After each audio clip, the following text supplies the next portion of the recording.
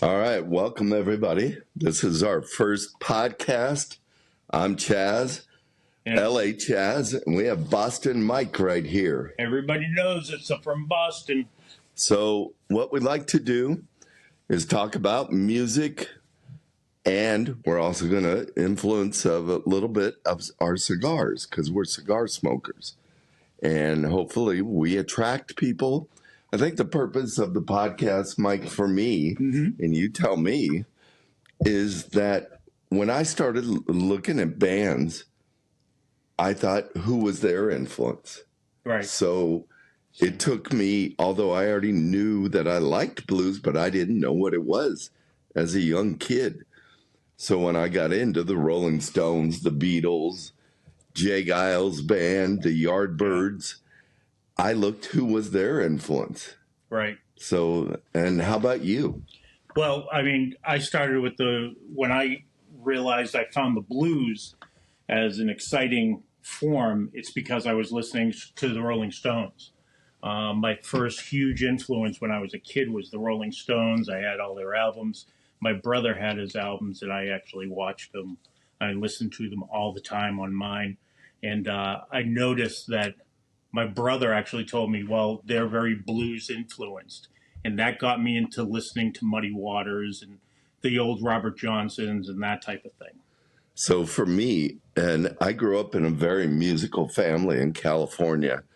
During the middle 60s, I was 7 or 6 years old, actually. I started looking who I really liked, and we always played Jimmy Reed around the house. I didn't know he was blues because I'm 6, 7 years old. I just knew that he was. But then when you start getting into the articles about the Rolling Stones, the Beatles, Chuck Berry, who was their influence. So I made a little list here, and my blues guys that I really like are Muddy Waters, John Lee Hooker, Howlin' Wolf, tremendous. In fact, the Stones had him on one of their shows that they played on. Elmore James. Yep. I think the father of the blues was B.B. King, though. Because I think he brought it to the masses. He did. I don't think he was the father of it all, but I think he brought it to the masses for the simple fact that he was more commercial than everybody else. He was. As opposed to like Robert Johnson only made the one album back in the 30s and nobody really knew him. You had to find out about him. For me, Muddy Waters was the guy who I fell in love with, and John Lee Hooker. And the reason I fell in love with John Lee Hooker is for the Blues Brothers movie. They would have come out, I think, 78. About that? There. Yeah, about that. And all of a sudden, even though they called themselves the Blues Brothers, but it wasn't really blues. It was soul blues. It was more soul blues. Soul blues. But they showed John Lee Hooker on the street singing Boom Boom. And I love that scene. I fell in love with that song, fell in love with John Lee Hooker, started buying all of his albums. And so for me, John Lee Hooker is the guy. The other thing is you're in my mini studio here. And, that's right. We didn't even talk about it. This is Mike's studio, his wall of fame with the guitars. Mike and I went to see Joe Bonamassa about 2 months ago. Yeah. And we took a picture with him. He's in the background right here with our picture, which was great. Yeah. And before we get in any more, why don't we talk about a little bit about what we're all about? You know what I mean? Absolutely. Yeah. So Mike Kern's originally from Boston. I was brought up in East Boston in Winthrop. Moved down here to get married, and we're in PA. We're out of Westchester, PA here, and everybody around here knows me as Boston Mike because you'll hear my accent come out occasionally. What accent? Because I can park my car if you really care. And all I care about is I still care about the Boston sports scene. But I retired about 7 years ago. I was lucky enough to make enough money where I could retire. And I decided to pick up an extra. I said, what am I going to do as an extracurricular, something to keep me busy? So I decided to do guitars and decided to learn guitar. What do you mean do guitars? Well, what do you mean? As opposed to, I can play barely, but my guitars, I'm more of a collector right now. That's I never good. have the time. I work in a cigar shop in my retirement, which is nice because, I get to smoke 5 or 6 cigars a day and enjoy each one. So when you see my cigar reviews, they will be based on the ones that I know very well. But I hope you enjoy this podcast and everything goes well. And let's hear about Chaz. He's in Westchester, PA, too. I ended up in Westchester, PA. I'm originally from Southern California, so I had the opportunity, being 25 miles from Hollywood, that as a kid, my mom would go to Hollywood all the time. And she went, actually, the first night the Whiskey A Go-Go opened in 1964, and saw Johnny Rivers. For those of you who don't know, Johnny Rivers opened the Whiskey A Go-Go. He was a house band, but it became so popular that all the stars came to the Whiskey A Go-Go, and who ended up coming to see Johnny Rivers was the Beatles, the Stones, Elvis Presley, and Margaret was there a lot, and George Hamilton, because my mom would get home. I'm like 5 or 6 years old. She would tell me, I saw the Beatles there. I saw the Stones there. And because Johnny Rivers ended up playing there for about 6 months as the house band, recorded 3 albums at the Whiskey A Go-Go, and it got me into it. So then I was 16. I started driving to see the bands on the Sunset Strip. And back then, the Sunset Strip in the middle 70s was loaded with bands. And they'd all go to get signed, because guys from record companies would go down to the Strip and see it. So that really was my beginning of really digging into music, although I loved it. And then later on, years down the line, 5, 6 years later, I started working for record companies. Not an easy thing to do, because the record companies are very selective who they hired back then. And I started working for K-Tel Records, or those, I'm kind of dating my age. And then that's compilation records, taking songs from a lot of artists, putting it on one record, in case anybody doesn't know. But the good thing was that it put me in contact with a lot of record companies. And then I ended up going to Atco Records, which was reformed, which Buffalo Springfield were on them. Neil Young was signed him, but they moved him to Warner eventually, Warner Brothers Records, because he was on Atco. And I started doing promotion, which means you get the songs played on the radio, which is very, very difficult. Just a little knowledge about promotion, music promotion. The record companies, the big ones, would spend anywhere from 50 to 100,000 on an artist, and then spend probably 200,000 to 300,000 in promotion, because the main thing is getting it on the radio. But this all takes me back. Mike mentioned the blues. I love the blues. Yeah, I do. We did see Joe Bonamassa a couple of months ago and had the honor of meeting him. And what I did is I had Joe Bonamassa, I bought one of his guitars from his website, and he was kind enough to sign it for me. So that's really nice. But just stepping back one, I go to probably 4 or 5 concerts still a year, major concerts, and I've probably seen 300-400 different acts that are well-known acts. So that's where I get my expertise from, I would think, right? So in the last 10 years, who did you like the most live? Because live to me, guys or girls listening to us, and hopefully we turn people on to music. That's what I want to do here. Right. Is have people appreciate it, but also turn them on to somebody. Because to me, in the studio, you can record it till, as long as your budget's there, so you really like it. But live, when you're on that stage, it's one shot, Yeah, for me, for a live band, I mean, Joe Bonamassa is fantastic live, for the simple fact that he plays a guitar so fast and so well. He's excellent. But it's hard to say. You know what? I've seen the Doobie Brothers a few times recently. I would say I saw Aerosmith in their one and only appearance where he didn't blow his voice out. a couple of years ago. Just but their opening day was in Philadelphia. Then they went to, I think, Cleveland or Buffalo, and that's when he blew his voice out. So we actually got to see the entire concert.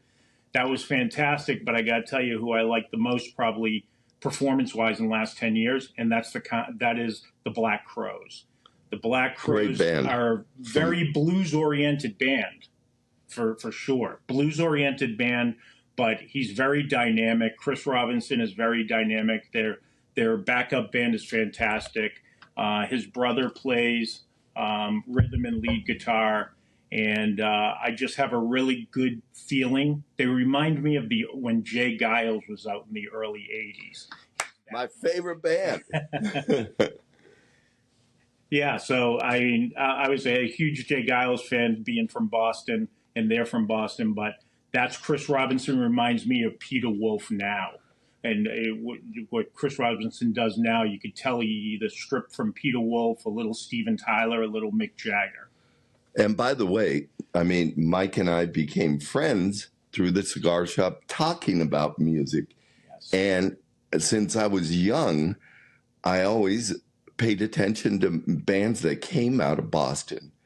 And because Boston during the late 60s to the 70s to the 80s to the 90s was a hotbed full of music, loaded with music, clubs, everything. So I started going there when I was 18 years old. And Mike mentioned them.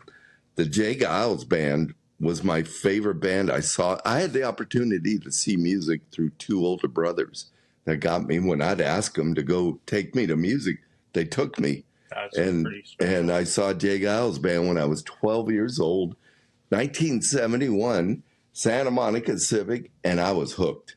They were a show band because Peter Wolf talks about it. He respected the stage with a lot of of course, the Jay Giles band, but he learned from the blues guys. He talks about it from Muddy Waters to Elmore James to John Lee Hooker. I'm mentioning these guys again. And then picking up the albums of like Robert Johnson. If you guys pick up one album by him, listen to him. Cream did Crossroads, but Robert Johnson was the original.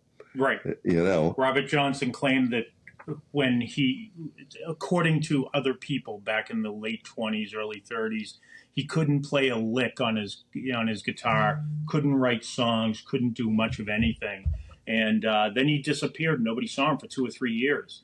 And then when he came back, he was an unbelievable singer, writer, and guitar player. And he said he had a deal with the devil down at the Crossroads in Mississippi. I believe. It's Mississippi. It's in Mississippi. You can actually go to those crossroads. And that's where Eric Clapton has that song, I Went Down to the Crossroads, from Robert Johnson. In fact, there's a movie about the Crossroads. Yeah. And Ry Cooder played the music for it. Yeah. And who's the actor who played in it? The young kid, Karate Kid. Oh, Ralph Macchio. Ralph Macchio. He played the movie. In the movie, if you guys ever want to watch it, it's a great movie on the blues, and about Crossroads. So getting into that style of music, during the 60s, there was soul out too. Yes. And the soul, for me, a lot of the members of all the bands that came through the British invasion paid their laurels to a lot of the blues guys. And what it did for the blues guys, it really helped them elevate, come back up. Like Muddy Waters was dead. John Lee Hooker's was not dead personally, but dead where nobody was seeing him, and no record contract. But then when the Stones got into him, it helped him. Yeah, Howlin' Wolf was the same way. Buddy Guy was a little bit later, but he was more in the 60s. But those early blues influences, they attribute specifically to their really early albums in the 50s.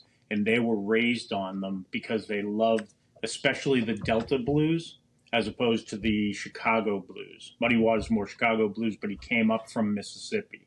Those Delta blues really influenced them a lot. So if you guys ever have a chance to go down to Mississippi, there's a little museum down there. I've been down there.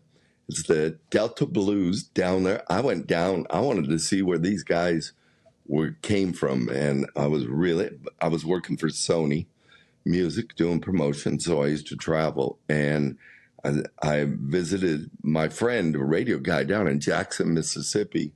And I said, let's go down to the Delta. And he said, you sure you'll be the only white guy down there? I said, let's go. And we did. And so I got into the juke joints. And if you don't know what juke joints are, those were the early days of the blues where they would play. All the guys, the blues guys would play. And you know what's interesting about that when you look at Chuck Berry and Chuck Berry on the rock and roll side, but some of the old blues guys, they believed in getting paid. They would go to these juke joints that were black only. Unfortunately, in this country, we were black only, white only, and they would play and they would get the door receipts before they got on. So they wouldn't sell tickets, or so to speak. They would be paid before they even got on. And to the dying day of Chuck Berry always wanted, whenever he performed, he had to have a briefcase full of cash waiting for him before he got on stage. They didn't say, hey, just send it back into my bank account or whatever. He actually wanted the money up front. Cash. Yeah, cash. Gold Creek cash. Yeah. And so a lot of the British invasion guys really helped these blues guys. Oh, yeah. They like the Animals, the Yardbirds, the Stones, the Beatles. The Animals, to me, Eric Burden, his soulful voice, able to sing Sam Cooke and blues, John Lee Hooker.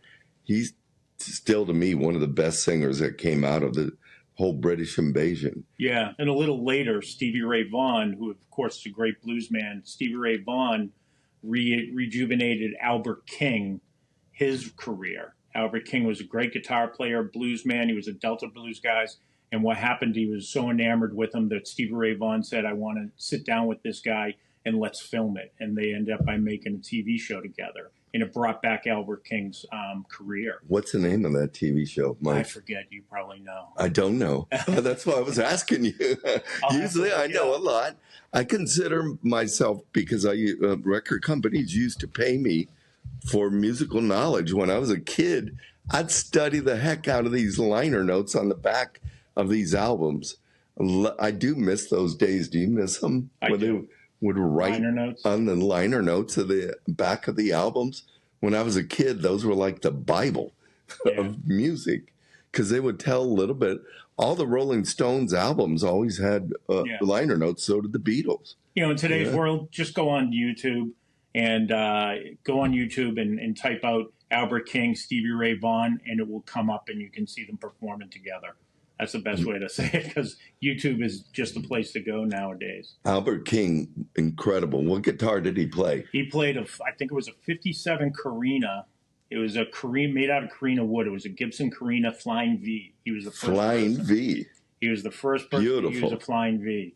So, and if you see the guitars around me, they're all different styles and everything, but Les Paul is known for doing the first solid hollow body back in 56, I think, or 55, really 56. First hollow body, excuse me. But there was a gentleman who was a blues and jazz guy. And what was his name, Chaz? Charlie Christian?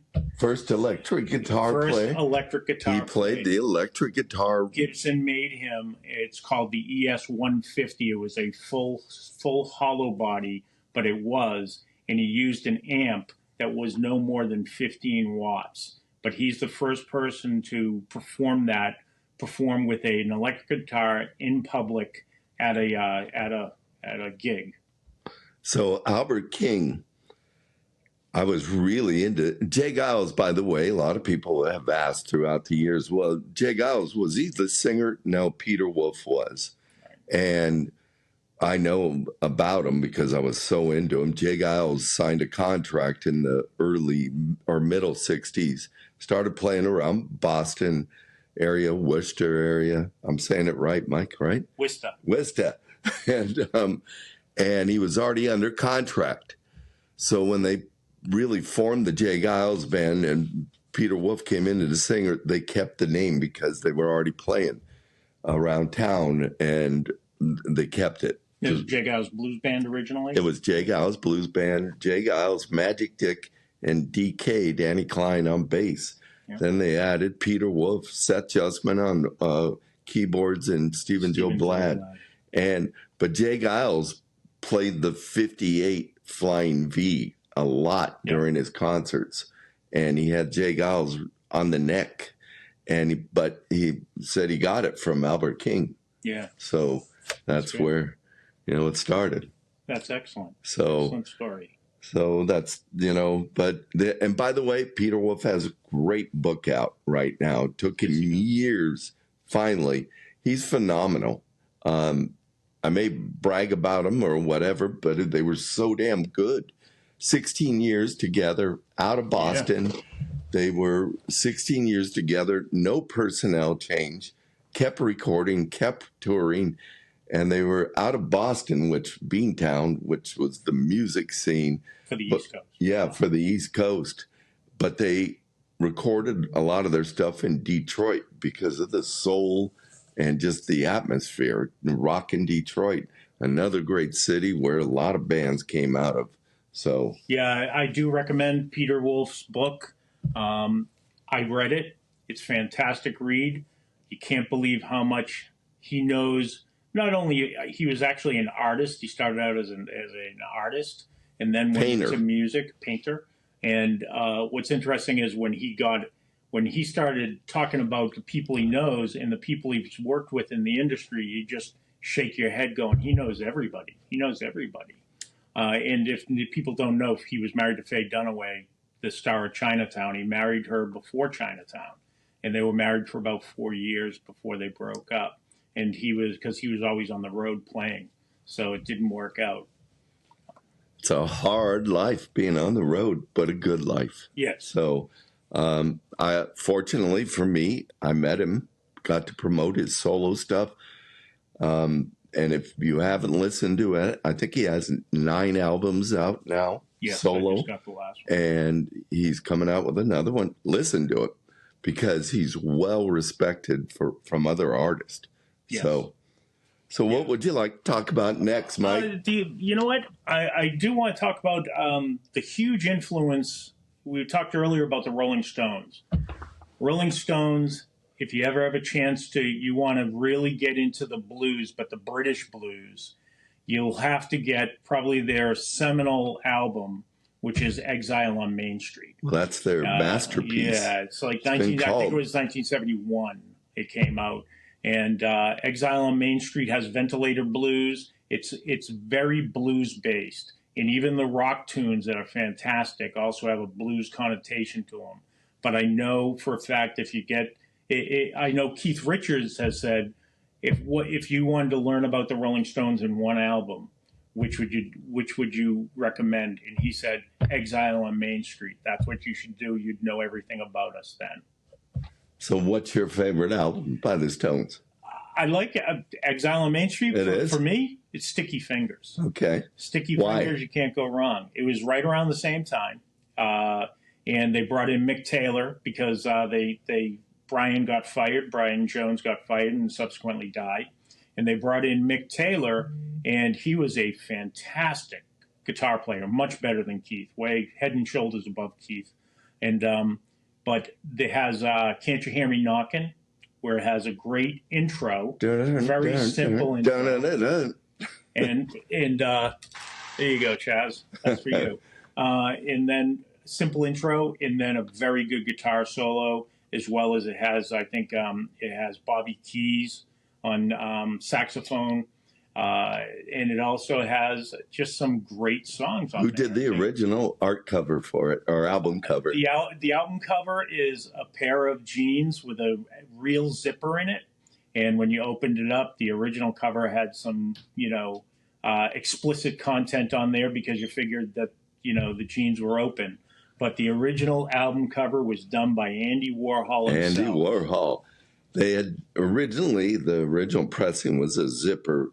They stopped it after a while because you got to figure it's expensive to I had put it. Do you? Good one.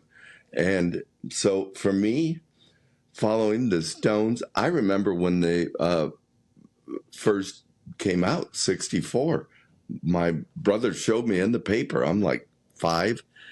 But I think like the Beatles, they were making covers of a lot of songs. They did. So they had to look at what their career is going to do and how long can we do covers. So for me, their first album that they really started writing a lot of the tunes, in which I still love, my favorite album is Aftermath. Yeah, well, that has Satisfaction on that. No, No, that's Out of Our Heads. Out of Our Heads. That was 64 right there. 64. So Aftermath was 1966. Yeah. So, but it was recorded at RCA Studios, and later years in the 80s, I'm standing in the studio of RCA, and I'm like, wow, this is where the Stones were. And it was like mesmerizing for me. The Beatles, what's your favorite album? Oh, well, everybody will say the White Album. My personal favorite is Revolver. Is it? It has so many great tunes on it, but it has my all-time favorite Beatles tune on it, and that's Tomorrow Never Knows.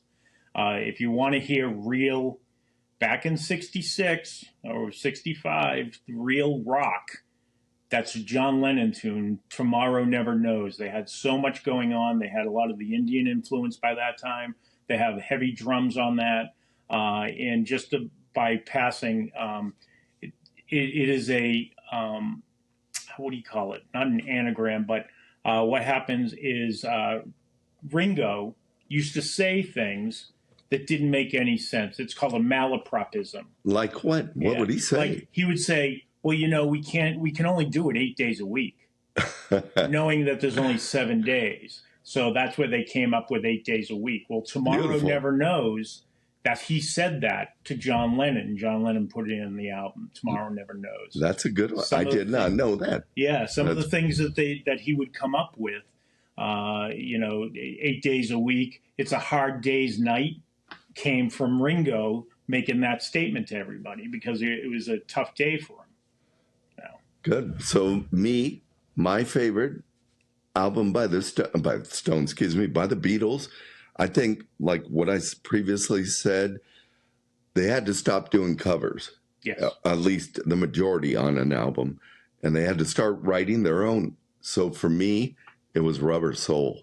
I just remember when the Rubber Soul came out, it was just like, wow, they're not writing covers. That's when they went from learning, just playing, the usual songs that you hear, to experimenting more. Yes. And experimenting with videotaping, or audio taping the right way, using different tracks, intermingling things. That's when they really started to come to the forefront. And by the way, I don't think they, being in the music business for many years and being in studios and promote, I don't think that producers get enough credit. Yeah. Because they hardly mention them on the radio. And, maybe people don't care, but I always cared. But the brilliance of George Martin, what he did for the Beatles, who knows if they would have been as big.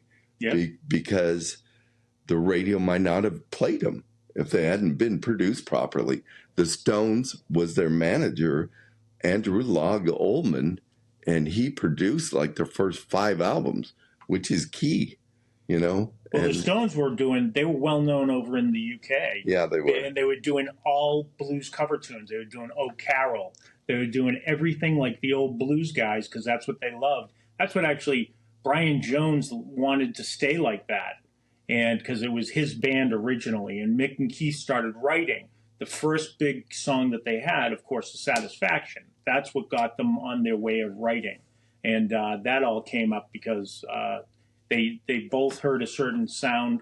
One got the words while they were sleeping. The other one got the music while they were sleeping. And they put it together.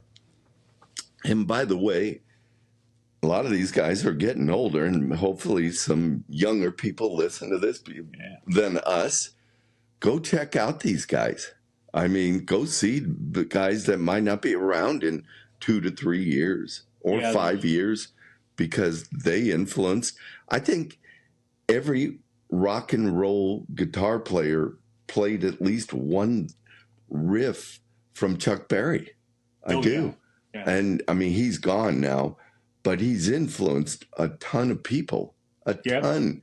And if you're a guitar player or musician, sometimes I think it helps to look back and see what is your influence rather than look and see, you know, it was Van Halen. Well, who influenced Van Halen? Exactly. You know?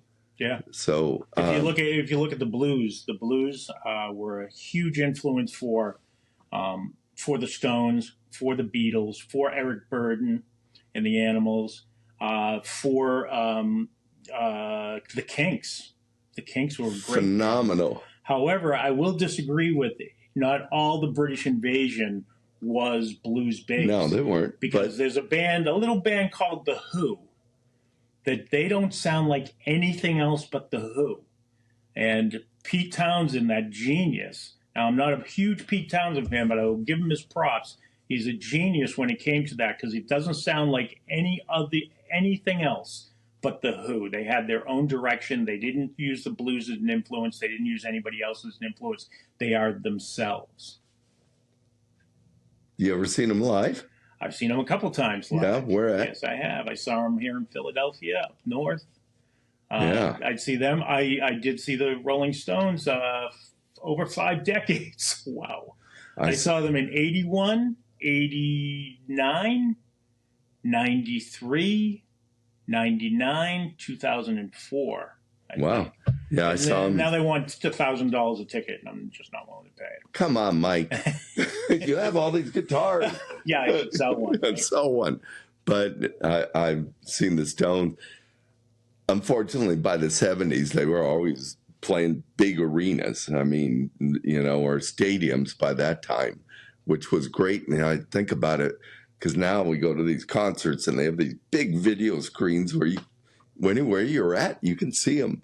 But I remember going to see them in Anaheim, and we're way back there, and they look like little mice, you know. But it was great seeing them, and then I saw them, fortunately, in other places that really I got to see them closer when I started working in the music business. Right. But I saw them last year in Philly. Did you see them?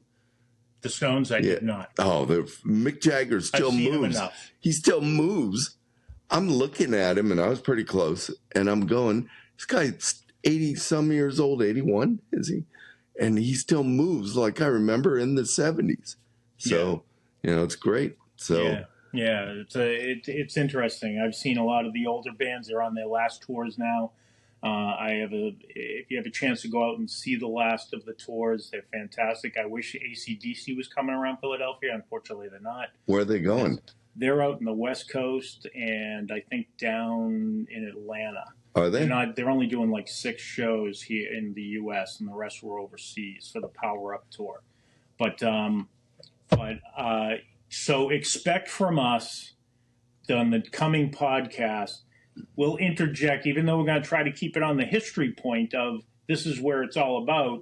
We're also going to probably interject with each other about different bands that we've seen, good albums or good album tracks, because there are certain albums that have great tracks. And we'll talk about specific bands you never know. You know, we could talk, I know Chaz is a personal friend of Peter Wolf, so I know for a fact that we could talk about Jay Giles for an hour, just the two of us. But I used to be closer. It's been years, but hey. But I do agree with Mike, what he said on the Black Crowes. I got to see him in their hometown of Georgia or Atlanta. Phenomenal, you know, phenomenal band, and they still are. Yeah. And bands go through ups and downs. Artists do. If you don't realize, sometimes I hear people say, well, where'd they go? They haven't had a hit in a while. Well, they might have been trying to make hits, but they didn't come out like hits. But fortunately, some bands, you know, they can sustain a career through a couple hits. They may not play the arenas anymore, but they play. I remember I was promoting Chris Isaak years ago, and he said, you know, he hasn't had a lot of hits for a long time. And he said, but I can still play the clubs. and still gain an audience, which is great. Music business is incredibly tough to have a career in and sustain it for like 10 years, 12 years, 15 years. Well, Howard Greenbaum, yeah, Spirit in the Sky. Love it. It came out in, I think, 67 maybe, Spirit in the Sky by Howard Greenbaum. Check it out. You probably know the song. He actually lives in a nice house in the LA area, lives on sort of a ranch, and that's the only hit he ever had, but he owned the publishing rights, and because of that, he's made a living, pretty good living out of it. So that's good. That's great. Then now we're going to move probably to our to the quick cigar review, and then end it. Fine. Okay. So Mike's more the cigar aficionado than me. Not that I smoke bad cigars, but he smokes excellent cigars. No. It's all relative. But most of the cigars I'm going to review, they are my personal favorites over the years. I've been smoking since 1998, and working in a cigar shop, you can't help but smoke 4 or 5 cigars a day. So, but unfortunately, I'm not going to spark up a cigar right here because my wife won't let me light up in the house. Come on, Mike. no, I'm just kidding. My daughter gets very angry about it. But me and Chaz are going to spark up outside the minute we finish with this podcast. Now, I am going to tell you about Eric Espinosa's Knuckle Sandwich. And you see the boxes right here. Beautiful cigar. They're probably my all-time favorite cigars. I probably buy a couple boxes of them every week or two. Even though I do smoke a lot of other cigars, this is my favorite. Now, when you look at it, it has a really nice Ecuadorian Sumatra wrapper. So it looks really chocolatey. It is box pressed. So it has a nice... What does box press mean for the people that don't know that? People who don't know box press, it's rolled, and then it's put in the box. In the boxes, it's put together and pressed down so they almost look square.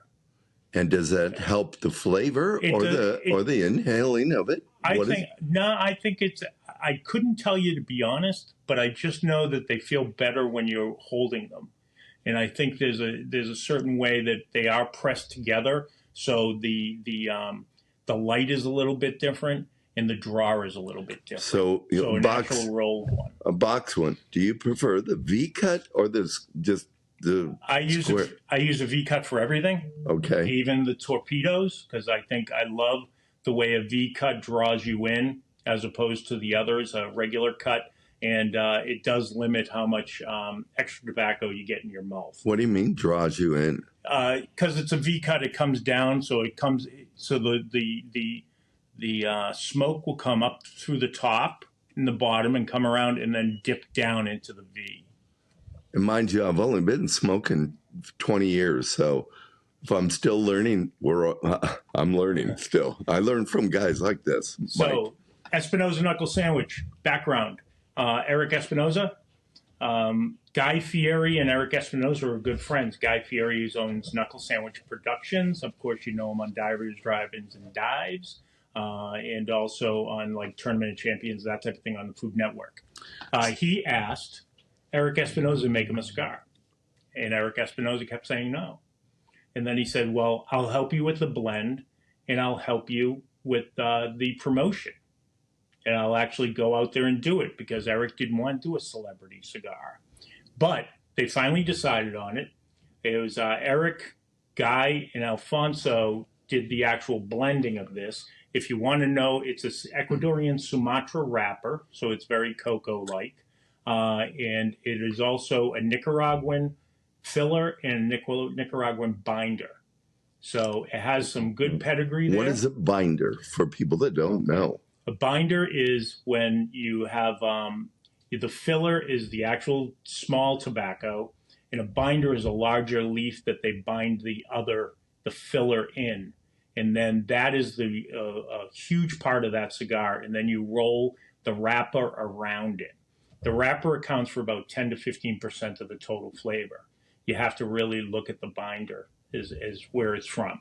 Anyways, this is actually made in AJ Fernandez San Latano factory for Eric in Nicaragua, in Esteli. So let's get to the draw. Just looking at it, looks very cocoa-like. First, when you first light it and draw in, if you retrohale it, you're going to get a lot of pepper. You get a lot of red pepper specifically, and then you get the hint of cocoa or Mexican chocolate. With, if you think Mexican chocolate, think of it's like hot chocolate with cinnamon in it, but a little bit deeper and richer. It's a very rich cigar and very creamy. But this particular Toro H, it is a Toro. This is a 6-inch by 54 ring gauge. And when you first draw it in, you're going to get a red pepper as well as some stone fruit. For me, stone fruit is like cherry. So if you're looking at it, it gives you like a black cherry sort of flavor to it, as well as some cocoa. And then as you go along, it gets more into cocoa and black pepper. So the second half will be a lot of cocoa and black pepper, like a Mexican cocoa, some hint of blending spices. And then in the final third, it really strengthens up. It becomes a very full-bodied cigar with heavy, heavy black pepper. So it's a strong cigar. It is a full-bodied, it is a medium to full-bodied cigar. I would say full-bodied. Some other people say medium to full. I think it starts off full and it just continues. This is a great cigar. As like other Espinosas, Espinosa tends to have a creamy factor in their blending. So you're going to find it very creamy. They run about $15 to $16 each, about $2.75 for a box. They do make the Habano, which I'll probably do later on. And they make a bunch of good lines that people love. This is a fantastic cigar. I love it. I hope you guys would like it too. Also, I want to give a shout out to Espinosa Cigars, our regional guy. The regional rep is Rami Daco. We'll have him on. Yeah, he'll be coming on. Yeah, we'll have him on later at a later date. He's a great guy. He got that position, and I said, I love your cigar, bottom line. So everybody enjoy. I hope we can have a good time and continue our... Well, and to sign off, I think we should mention the name one more time, musicdisciples.com. And then behind us, what's that one, Mike? That's RocknCigars.com. You could go RocknCigar, RocknCigars, any way you find it, I have the domain. So you can go into either one. If you go into musicdisciples.com, you'll see us. You'll be able to see live performances of what we do. When we go to concerts and everything, I put up a couple of live performances there, as well as our backgrounds. And also I'm going to be putting the Espinosa Cigar Review. If you go onto the cigar page on our drop-downs, you will be able to see all my reviews and what they're like. And we welcome people to email or whatever. You can email and subscribe. Please subscribe. Please subscribe. This is going to be on Apple. It's going to be on all the different streaming. Okay. So I'm at a loss for words now. Well, great, Mike. All right, good buddy. First one. We look forward to it, everyone. All right, see ya. And then all I do is I edit that up. I edit out when we stop.